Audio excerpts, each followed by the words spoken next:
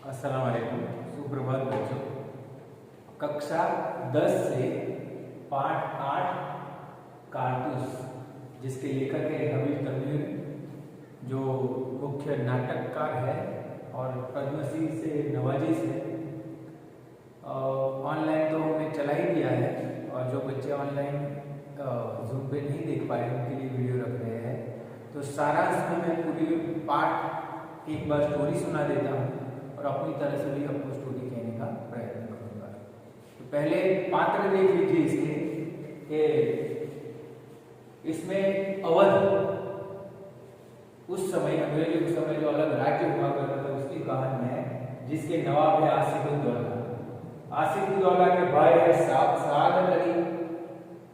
नवाब आसिफुद्दौला का बेटा है वजीर अली, जो इस कहानी का नायक है। दूसरे दो पात्र आते हैं कर्नल कालिंज और लेफ्टिनेंट। ये दोनों की बातचीत से पूरा एक्ट, पूरा नाटक हमारी समझ में आता है। एकांकी का मतलब है वन प्ले एक्ट, मतलब कि एक ही दृश्य में पूरा हो जाने वाला नाटक। आपने कई नाटक ऐसे देखे होंगे जिसमें कई दृश्य आते हैं, पर्दा गिरता है, दृश्य आता है, पर एकांकी नाटकों में एक ही दृश्य में पूरा नाटक समाप्त हो जाता है। इस शॉर्ट में मुख्य पात्र है वजीर अली, दो पात्र कर्नल कालिंज और लेफ्टिनेंट, जिससे आपस में बातचीत से हमें पूरी कहानी पता चलती है। इस कहानी के खलनायक है सआदत अली, जो नवाब आसिफुद्दौला के भाई हैं। अब कहानी आप पहले सुनिए, उसके बाद में आपको अपने तरीके से सुनाने का प्रयत्न करूंगा। कक्षा 10 से एक पाठ कारतूस, लेखक है हबीब तनवीर।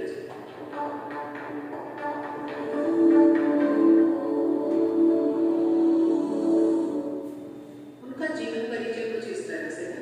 हबीब तनवीर का जन्म सन 1923 में छत्तीसगढ़ के रायपुर जिले में हुआ। इन्होंने सन 1944 में स्नातक की उपाधि नागपुर से प्राप्त की। इनकी नाट्य क्षेत्र में विशेष रुचि। ये नाट्य नृत्य का अध्ययन करने ब्रिटेन भी गए। वहां इन्होंने नाट्य अकादमी से अध्ययन किया। बाद में दिल्ली लौटकर इन्होंने नाट्य मंच की स्थापना की। लोक नाट्य के क्षेत्र में उनका कार्य महत्वपूर्ण एवं प्रशंसनीय रहा। हबीब तनवीर को अनेक पुरस्कारों, फेलोशिप तथा पदक श्रेणी से भी सम्मानित किया गया। रचना हबीब तनवीर मुख्य रूप से नाटककार रहे हैं। इनकी प्रसिद्ध रचनाओं में आगरा बाजार, चरणदास चोर, देखते हैं नए तथा खिलसा की अमर कहानी है। इन्होंने कई रचनाओं का हिंदी में अनुवाद भी किया, जैसे बसंत ऋतु का सपना, शाहजहांपुर की शांति बाई, मिट्टी की गाड़ी तथा मुद्रा राक्षस। पाठ का सार कुछ इस तरह से है। कारतूस हबीब तनवीर द्वारा रचित एक श्रेष्ठ एकांकी है। इस एकांकी में उन्होंने हिंदुस्तान के सन 1799 के वातावरण को सजीव कर दिया। ब्रिटिश ईस्ट इंडिया कंपनी ने उस समय तक हिंदुस्तान में अपना काफी अधिकार जमा लिया था। इस एकांकी में वजीर अली नामक पात्र के माध्यम से लेखक ने तत्कालीन हिंदुस्तानी जांबाजों की वीरता का सुंदर चित्रण किया।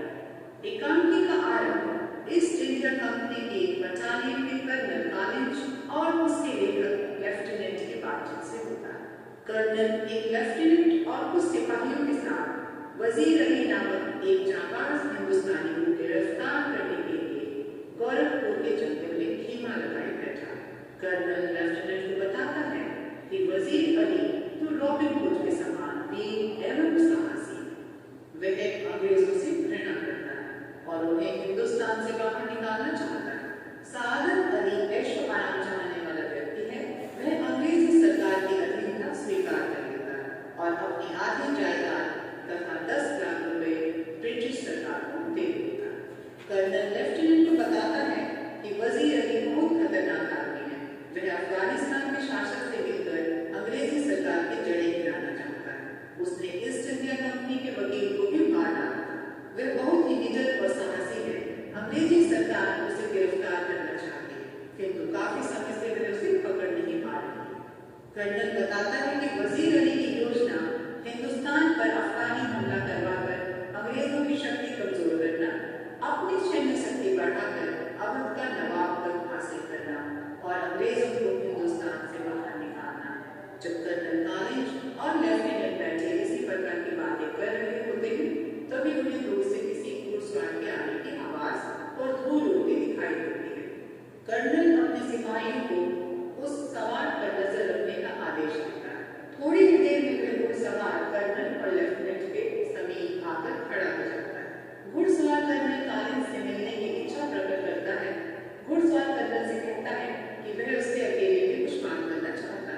कर्नल सिपाही और लेफ्टिनेंट को बाहर भेज देते हैं और घुड़सवार कर्नल से पूछता है कि उसने जंगल में खेमा क्यों लगाया और वह क्या चाहता है। कर्नल उसे बताता है कि वह वजीर अली को पकड़ना चाहता है।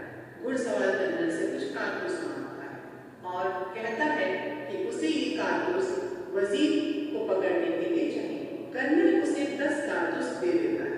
कर्नल जब उससे उसका नाम पूछता है तो वह अपना नाम वजीर अली बताता है। कर्नल उसका नाम सुनते ही भागता हुआ रह जाता है। वह उसकी दिलेरी देखकर सन्नाटे में आ जाता है। वजीर अली कारतूस लेकर घोड़े पर सवार होकर वहां से चला जाता है।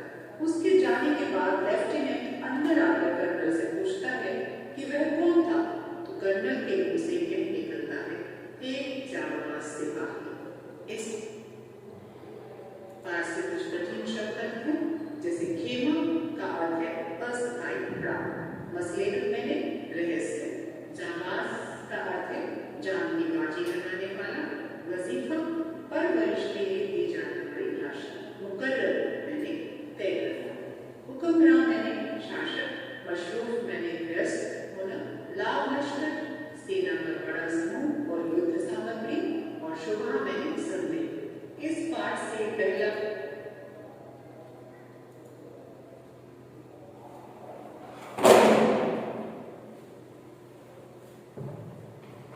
आपने कहानी सुनी। अब कहानी को मैं सारांश में आपके सामने प्रस्तुत करना चाहता हूँ अपने शब्दों में। पहले पाठ के बारे में, ये हबीब तनवीर जिन्होंने एकांकी का अपने नाटक में जो एकांकी है उसका एक भाग प्रस्तुत किया है, जिसकी विषय वस्तु अवध के जो नवाब है वजीर अली के आसपास घूमती है। ये ऐसी कहानियाँ, ऐसे एकांकी, ऐसे नाटक हमारे जीवन में हमारे खुद के अंदर एक वीर रस और देश प्रेम की भावना प्रकट करते हैं। उस समय अंग्रेजों के हमारा जब देश लोकतांत्रिक बना, उससे पहले छोटे छोटे रजवाड़ों में विभाजित था। और याद रखना, ये लोग इतिहास में इसीलिए शामिल है, वजीर अली जैसे लोग, कि जिन्होंने अत्याचार अन्याय के खिलाफ आवाज उठाई है, वो भले अपने लिए, अपने परिवार के लिए, अपने प्रदेश के लिए या अपने देश के लिए, किसी भी कारणवश अगर व्यक्ति चाहे कम शक्तिशाली हो, अशक्त हो और सामने ज्यादा शक्तिशाली बाहुबली लोग हो या सत्ताधीश लोग हो, पर जिन्होंने अन्याय के खिलाफ आवाज उठाई हो, उनका नाम इतिहास में दर्ज अवश्य होता है, या आने वाली पीढ़ियां उन्हें पढ़ती है या सुनती है या उनकी चर्चा करती है। तो ये पाठ के द्वारा हमारे जीवन में या हमें क्या सीखने को मिलेगा, तो कि हमारे अंदर वीर रस, अन्याय के खिलाफ लड़ना चाहिए, और दूसरा अपने देश से बढ़कर कुछ नहीं होना चाहिए। उस समय जो छोटे छोटे रजवाड़े थे, उन्हीं के लिए वो छोटे छोटे देश थे। बाद में सब छोटे छोटे राज्य मिलकर भारत देश बना। चलिए कहानी पर आते हैं। इसका पहला पात्र है वजीर अली, पर मैं शॉर्ट में आपको कहानी सुनाता हूं कि अवध के नवाब थे, नवाब आसिफउद्दौला।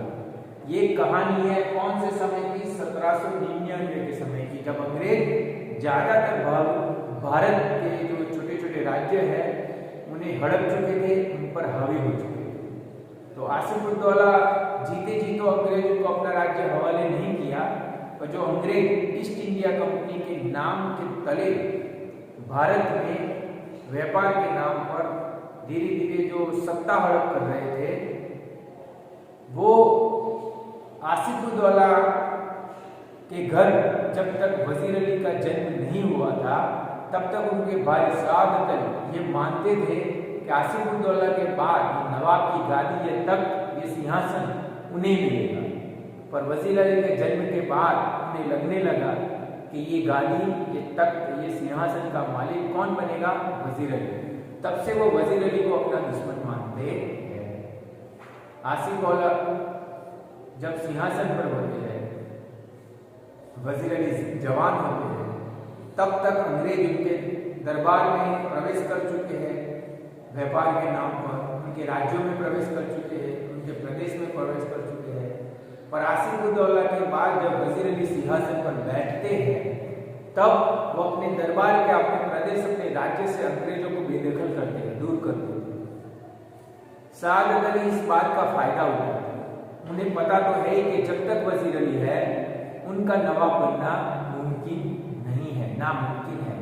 इसीलिए वो षड्यंत्र करके अंग्रेजों से साठगांठ करके एक प्रस्ताव रखते हैं।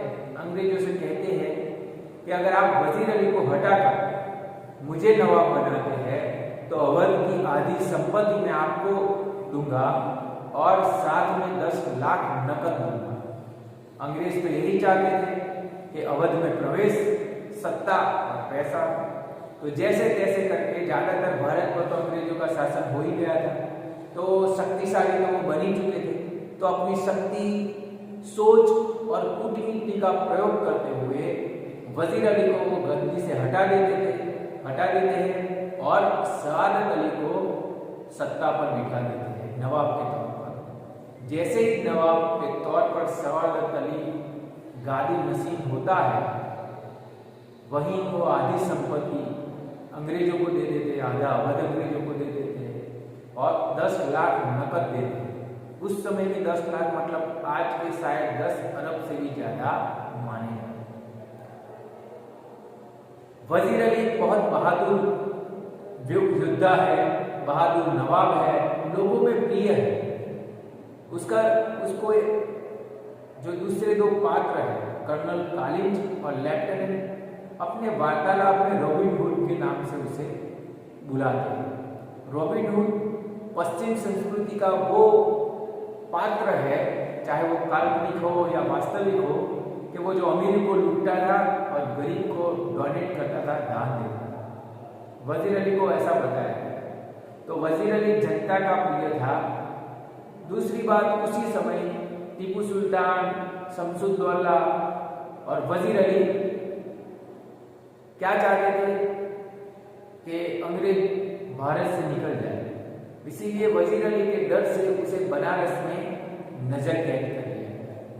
बनारस में नजर कैद करने के बाद अंग्रेजों को लगा कि वजीर अली अफगानिस्तान के सुल्तान शाह जमा से मिलकर हिंदुस्तान पर आक्रमण करके अंग्रेजों को हराकर निकाल देना चाहते। और ऐसा दो और व्यक्ति भी चाहते थे, एक शमसुद्दौला और दूसरा टीपू सुल्तान। तो अंग्रेजों ने क्या किया कि बनारस रखने के बाद भी, नजर कैद में रखने के बाद भी, हर मंथ कलकत्ता में जो वायसराय है उनके सामने वजीर अली की पेशी होती, ताकि वजीर अली की जो शक्ति है, आंतरिक शक्ति है, वो टूट जाए, वो ये षड्यंत्र का भाग न बने, वो अफगानिस्तान के जो बादशाह थे, जो सुल्तान थे, शाह जमा तक ना पहुंच पाए। ऐसे ही वार्तालाप में बनारस में वकील से उग्र बातचीत के दौरान वजीर अली को लगता है कि एक अंग्रेज वकील उनका अपमान करता है, इसीलिए वो वहीं उनका कत्ल करके निकल जाते हैं। आजमगढ़ से गुजरते हुए आजमगढ़ के जो नवाब है उनकी मदद करते हैं और उनकी मदद से वो आगे निकलकर जंगलों में छुपते रहते। पर एक तो अंग्रेज वकील का कत्ल किया है, दूसरा अंग्रेजों को डर है कि वो निकलकर नेपाल से अफगानिस्तान कर शाह जमा को लेकर भारत पर आक्रमण कर सकते हैं। इसीलिए कर्नल कालिंज को ये सूचना दी जाती है कि आप लश्कर ले जाओ और जहां भी सूचना मिले, जैसे भी करके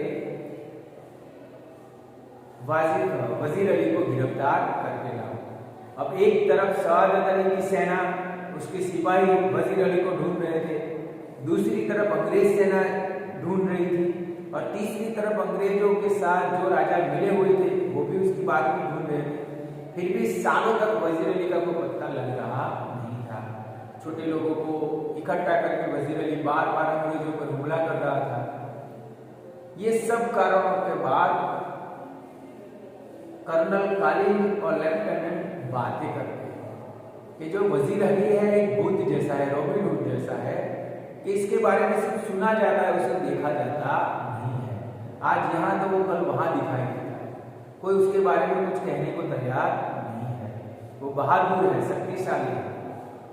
तो ये सब वार्तालाप से वजीर अली के एक व्यक्तित्व प्रकट होता है, तो वो बहादुर है। ऐसे ही में अपने खेमे में बैठकर दो लोग बात कर रहे हैं, वहां एक घुड़सवार आता है अंग्रेज खेमे में और कहता है कि मुझे कर्नल से मिलना है। तो सिपाही कहते हैं कि कर्नल से ऐसे नहीं मिला जा सकता, तो कहना कि मुझे वजीर अली के बारे में बात करनी है। जैसे ही वजीर अली की बात आती है, कर्नल उसे अपने खेमे में बुलाता है। उसके खेमे में जाकर कहता है कि आप कौन? तो मैं वजीर अली को पकड़वाना चाहता हूँ या पकड़ना चाहता हूँ, पर मैं आपसे अकेले में बात करना चाहता हूँ। तो लेफ्टिनेंट को बाहर भेज दिया जाता है। कर्नल कहता है कि तुम क्या चाहते हो? तो कि मैं कारतूस चाहता हूँ। कारतूस मतलब बंदूक में जो बुलेट रखते हैं ना, जिससे फायर किया जाता है, उस बुलेट को कारतूस कहा जाता है। तो कर्नल 10 कारतूस वजीर अली को देते हैं और कहते हैं क्या काम है इन कारतूसों से? लेकिन इन कारतूसों से मैं वजीर अली को पकड़ूंगा। आखिर में कर्नल कहते हैं, कर्नल तो चाहते ही है कि चाहे कोई पकड़े या वो पकड़े, वजीर अली जैसे भी पकड़ा जाए। आखिर में कर्नल वजीर अली का परिचय पूछते हैं, नाम पूछते हैं। तो वजीर अली कहते हैं कि मैं हूँ वजीर अली, वो खुद अपना परिचय देता है। तब अंग्रेज अफसर हक्का बक्का रह जाता है। उसे होता है कि ऐसा कोई बहादुर आदमी अपने जीवन में उसने कभी देखा नहीं है, जिसे अंग्रेज सेना ढूंढ रही है, जिसे शहादत अली के सिपाही ढूंढ रहे हैं। वो खुद अकेला उसके खेमे में उसके सामने खड़ा है, वो कुछ नहीं कर पाता है। उस समय चाहे तो वजीर अली कर्नल की हत्या कर सकते थे, पर वो कर्नल की हत्या करते नहीं है और वहां से जैसे आए थे वैसे निकल जाते हैं। लेफ्टिनेंट आखिरी दृश्य में कर्नल के सामने प्रस्तुत होते और पूछते थे कौन था? तो कर्नल एक ही वाक्य में उसका जवाब देते थे, एक बहादुर सिपाही। कर्नल के मुंह से जो शब्द निकले, एक बहादुर सिपाही, वो किसी अपराधी के लिए या किसी शत्रु के लिए प्रयोग नहीं किए जाएंगे, पर वो वजीर अली की बहादुरी देखकर उसके मुंह से अनायास ही शब्द निकल जाते हैं। तो इस पाठ में अंग्रेजों द्वारा जो राजनीति अपनाई गई थी, जो कूटनीति अपनाई गई थी, जो देश में अपने लोगों के द्वारा ही गद्दारी करने की वजह से देश गुलाम बना था, और उस गुलामी से निकलने के लिए वजीर अली जैसे कई बहादुरों ने अपनी जान की बाजी लगाई थी, ये इस पाठ में प्रस्तुत किया जाता है। आने वाले अगर इस भाग में भी आपको समझ नहीं आया है, तो आने वाले भाग में संक्षिप्त में फिर से एक बार भावार्थ में समझाऊंगा, प्रश्नों के उत्तर पढ़ूंगा और नीचे लिंक में आपको प्रश्नों के उत्तर भी दूंगा।